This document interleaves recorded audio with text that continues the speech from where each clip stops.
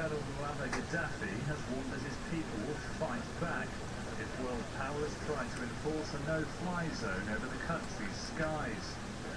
Gaddafi told Turkey's TRT channel that the West only wanted to take action so it could seize control of Libyan oil. He also claimed that if he stepped down, it would leave a power vacuum to be filled by Al-Qaeda. We are the ones preventing Al-Qaeda from taking control, he said. They would drag the whole region into chaos. Earlier on Wednesday, Gaddafi made this address on state television. He repeated his accusations that Al-Qaeda were the ones fomenting the violence inside Libya.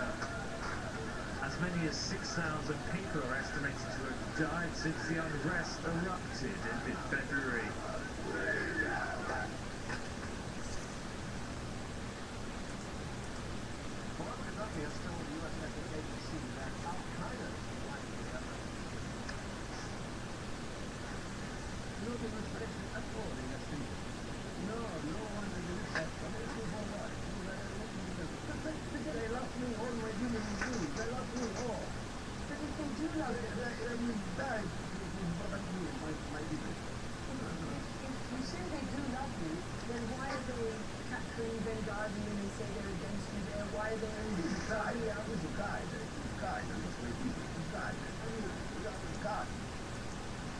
Well, today I went to Salah Eddin, that's to the base of the feared Khamis 32nd Brigade, where at least 50 people were killed on Tuesday night. As we arrived, it's clear that tensions were still running high there, a warning some viewers may find some of the images disturbing. Approaching the vast gates of Khamis base in South Tripoli. Moments later, chaos, fear, terror. As first a few, then up to 9 African men shot into a gatehouse, arrested by anti-Gaddafi forces.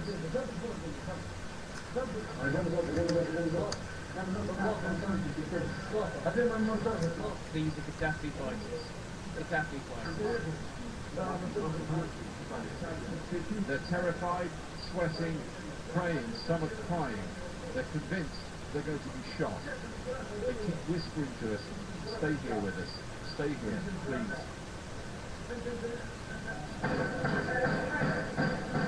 Celebratory gunfire increases their terror. That's good. That's good.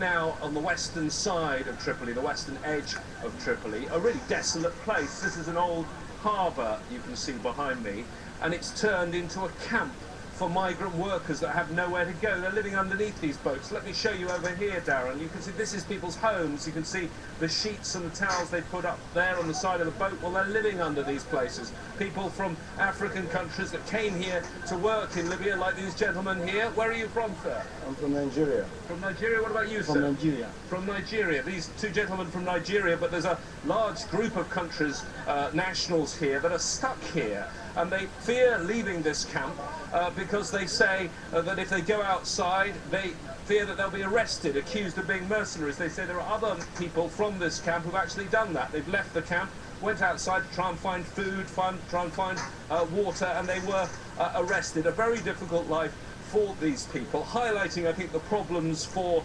African workers who came here to Libya. Can we have a chat with you, madam? Can you tell us what is the conditions like in this camp?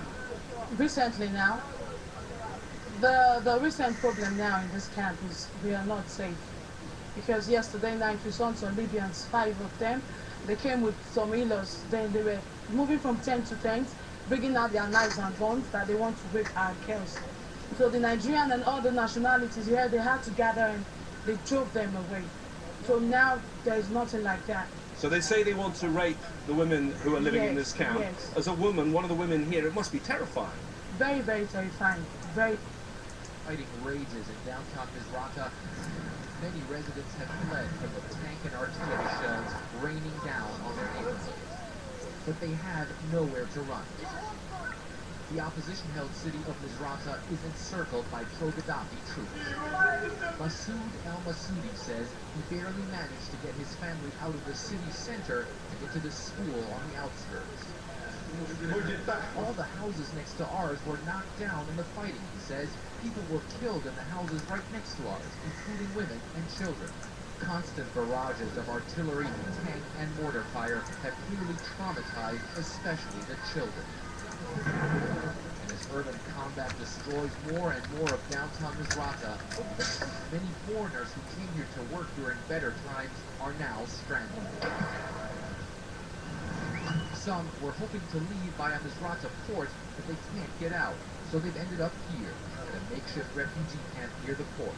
It was set up when the fighting started, and now stretches for several miles. All along the road leading to Misrata port, you find thousands of refugees, most of them from African countries, and they're stuck here, they're stranded here. They can't get anywhere. The worst thing about it is, first of all the refugee camps are makeshift. They have basically no food, no water that they're getting from the international community. What they're getting from the people of Misrata.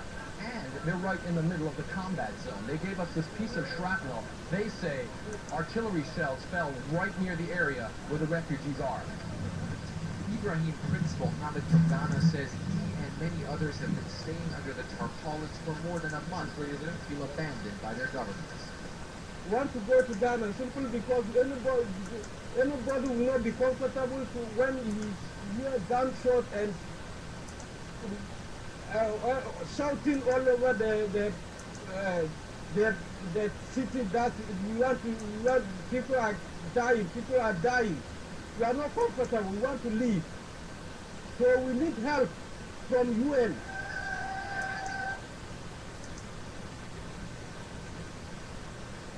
One week ago, one doctor who I know, he's from Benghazi, he's teaching in the medical school, he escaped from there. Because they said they taken him to kill him. If you are not with them, they kill you. Now everybody will say yes. Everybody is saying yes. Because they kill you. So it's not a joke. They have no mercy. They have their own police, they have their own court. The same thing happens in Israel. You don't have it in Israel. You have a checkpoint. They have a list. If you are on this list, they take you and then ready to kill you. And they kill people and burn them and such. So they have their own courts. That's why you have to do this and that, or you will kill you. And they are armed and violent. Wait and see the next 2 days what will happen in the eastern part of it. You see the millions, they're happy for their liberation from the dark force.